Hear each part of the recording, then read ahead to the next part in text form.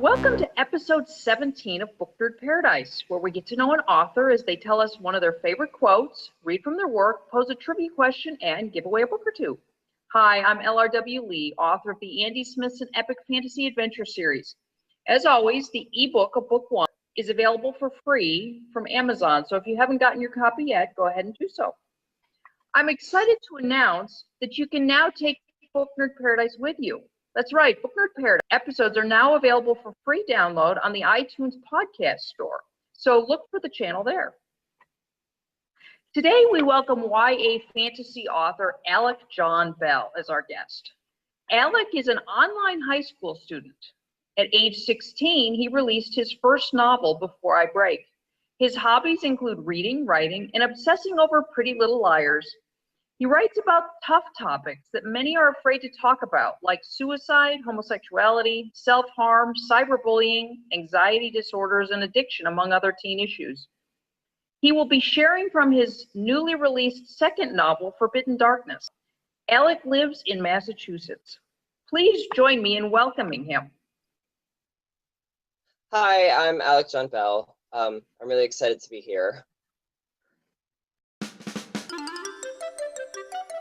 You'll be reading from your YA fantasy novel, Forbidden Darkness, Book One in the Forbidden Darkness Chronicles. So that we can get a feel for the book, would you give us a brief synopsis? Okay, well, I will read you the back of the book. Being a 16-year-old monster hunter sucks. That's what Heather Hawkins learns just days before her 16th birthday. After dealing with her best friend Kristen's attempted suicide, the last thing Heather wants is any more drama. When the dreams of Heather being haunted by a guy named Kadeen begin, she learns the truth. She is a monster hunter, and on her 16th birthday, she will undergo a change that will make her stronger, more powerful, and nearly invincible to monsters. Along with having a hot new trainer named Philip, she believes that this will be a new beginning for herself. Unfortunately, monsters aren't the only thing Heather needs to worry about. With someone stalking her dreams, she realizes there may be more than just monsters in the world, and Kadeen will do anything to stop her from helping the monster hunters, even if that means unleashing an entity that was locked away by his people thousands of years ago. Cool. Well, I can't wait to hear this one. You've selected one of your favorite quotes. If you would, tell us what it is and then why it's a favorite. My favorite quote is, well, one of my favorite quotes is, "Life is not a problem meant to be solved, but a reality to be experienced." I feel like this is a really good quote, and I feel like it kind of applies to my life and my writing in a sense, because in my writing, even though I write, fantasy and paranormal things, I incorporate real life problems, and I think that looking at it as not really a problem but a reality to be experienced just makes it a little bit more fun and less challenging. You'll be giving away a book. What is that? I will be giving away 2 ebook copies of my book, Forbidden Darkness. Great. Oh, I'm sure our listeners are absolutely going to love this. So to enter to win, be sure that you leave a comment on YouTube or on the iTunes store so that you can be eligible. We'll be doing the drawing on Saturday, so be sure to leave your comment before then. As I had mentioned, you'll be reading from Forbidden Darkness, Book One in the Forbidden Darkness Chronicles. Would you briefly set up the portion you'll be reading and then go ahead and share? At this point in the book, it's very early on, and Heather starts getting visits from this guy named Kadeen in her dreams. She has no idea if these dreams are real. They seem real, but she doesn't know if they are and if he's a real person. And so this is the second time that she sees him in the book. And so they have a little bit of a confrontation at this moment. So that's where we are. I woke up on the cold, hard floor. Just like when I went to bed, my pants were off and I was in my underwear. I silently cursed myself. This was definitely not how I wanted Kadeen to see me when he arrived. Just like before, I was in a cave with a cement-like floor and rock walls that were no longer collapsed. Above me, there was a small opening where little light peeked through, and it made me feel trapped. What if I never woke up and was stuck like this forever? That was my thought right before Kadeen appeared behind me. "Hello, Heather," he said in his dark, sultry voice. He was wearing the same outfit he wore earlier at school, except here it seemed more translucent. It was weird seeing him dressed so normally when he was obviously anything but. I really wanted to hit him, but right now was the time I was going to get answers. No need to start a fight. "Hey, stalker," I replied sharply. "How lovely to see you again." He smirked, and I had butterflies in my stomach. "There's no need for all that, my dear. We have things we need to discuss." Yeah, as if that wasn't already obvious. "You're right, we do. And I need you to explain to me what exactly is going on here, because it's not making any sense to me." He held out his hand and said, "Come on, Heather, let's go somewhere better." I glared at him, hoping he'd take the hint. "I'm not going anywhere with you. You can tell me everything right now." I got off the ground and walked over to a nearby boulder and sat. "So talk." "Very well," he said. He came over and sat next to me, and I swore on all things holy he wanted to put his leg as close to mine as possible. He examined me for a moment before he said, "You haven't changed, I see." The confusion must have been clearly written on my face. He continued a moment later. "Heather, I have to say I'm a bit surprised that no one has told you, especially Kristen." My heart tightened in my chest. He really did know her secret, didn't he? But he also knew more than I knew, obviously, and that bothered me. Unless he was just toying with my head, trying to get a rise out of me. "What are you talking about?" Kadeen shrugged. "If you don't know, why is it my place to tell you?" I wasn't exactly sure how to respond to that. My first instinct was to hit him, but I stopped myself.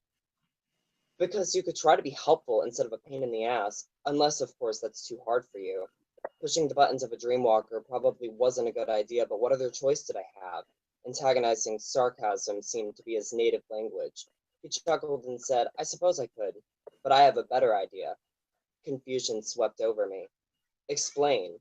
Kadeen stood and turned to face me. Purple electricity rimmed his fingertips, with little sparks dancing around, and my heart pounded in my chest with anxiety.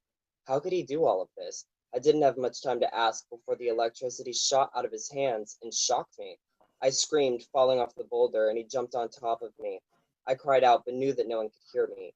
Fire burned in his eyes, and he leaned in to me, whispering, "It needs to be done. I can't have you as a threat. You're just going to side with them." "What the hell are you talking about?" I screamed. I didn't have much time to question anything.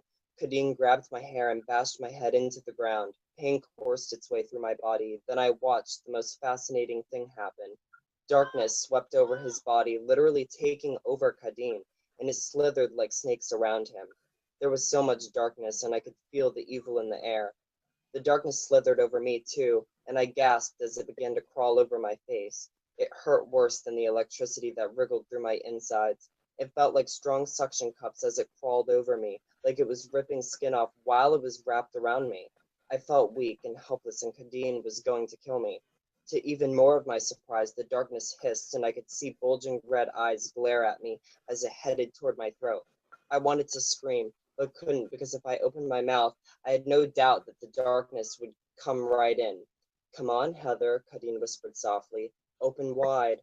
Tears rimmed my eyes as the darkness, like a snake, bit my face and blood dripped out. The suction cup feeling turned into the touch of a blade, and I felt my whole body being sliced open. I didn't know what to do but cry, and the darkness began licking the blood away. "Open up," Kadeen screamed, and I wanted to gasp in horror as the black snake slithered out of his mouth. This guy was made entirely of evil, there was no denying that, and I actually trusted that he would give me answers. "Heather!" I heard it and knew immediately it wasn't from the dream I was in. It sounded just like Kristen, and my hope spiked. "No!" Kadeen screamed. "You're not getting her." "What do we do?" It was a guy's voice, one I'd never heard before, but it sounded warm and safe. He was talking to Kristen because she responded right away. "We need to wake her up. Get my mom, fast." Their voices echoed around the cave, and Kadeen was clearly unhappy about it. He was trying to keep me asleep while they were trying to wake me, and I had a feeling that wasn't as easy as it sounded on the other end. The darkness slithered away, and Kadeen opened his mouth to let it all crawl inside.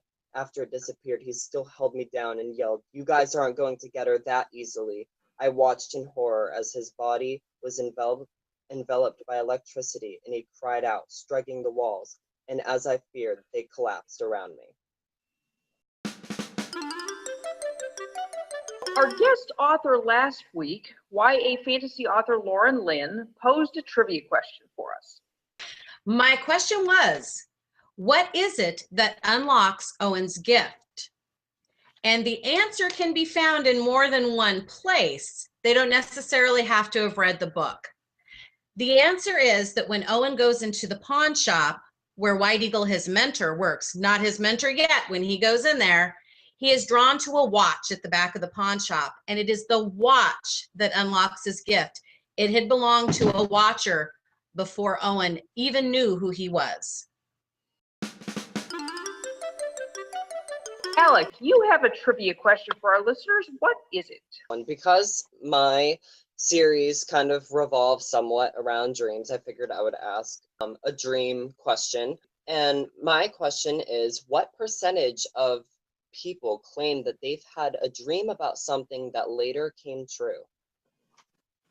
Ooh, very good question. I have to say I'd be interested in the answer to this one. I will claim ignorance at this point, so I will be interested to hear what that number is. So be sure to subscribe to this channel so that you can tune in next episode to find out what the answer is.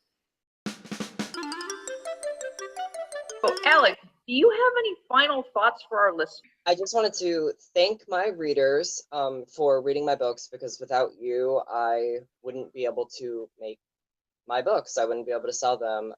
All of my books are very close to my heart. All my characters are very close to my heart. They all have very realistic qualities to them. Just like in my author bio, I incorporate a lot of real teenage issues with my characters. So even though they're in a not very realistic world, they can have their own problems that readers like you can relate to. So I hope that you all enjoy it. Very good. Well said. Well said. I hope you've enjoyed getting to know Alec John Belle. So I'm LRW Lee, author of the Andy Smithson Epic Fantasy Adventure Series. Book One, as I mentioned, Blast of the Dragon's Fury, is available for free download from Amazon, so be sure to get your copy today. Our guest for next episode will be YA sci-fi author Dan Levinson, sharing from his novel Fires of Man, Book One in his Sonic Earth series. The synopsis reads, supposedly the war between Calchas and Orion ended decades ago, but upon reporting to an isolated Orion army base for basic training, Private Stockton Finn learns the war still rages, only the weapons have changed. Most disturbingly of all, Finn has been selected to become one of those weapons. Across the border, young Kelkin farm boy Aaron Waverly learns all too well just how determined his country is to win the war when he is abducted from his family's property by a sinister government operative known only as Agent. Trapped in dreary new surroundings, learning deadly skills, Aaron struggles to reconcile his fate with his harsh new reality. As the two nations hurtle toward a resurgence of open hostilities, Finn and Aaron, along with their powerful new mentors, prepare themselves for the inevitable clash. Meanwhile, Kelkin archaeologist Dr. Faith Santia unearths a surprising find in the frozen tundra far to the north, which hints that the brewing conflict may only be the first of their worries. Look forward to hearing more about this tale this coming Monday. Click the button to subscribe to the Book Nerd Paradise YouTube channel so you don't miss upcoming authors, giveaways, and answers to trivia questions. Thanks so much for watching. I hope you've enjoyed today's episode, and I look forward to seeing you again next Monday.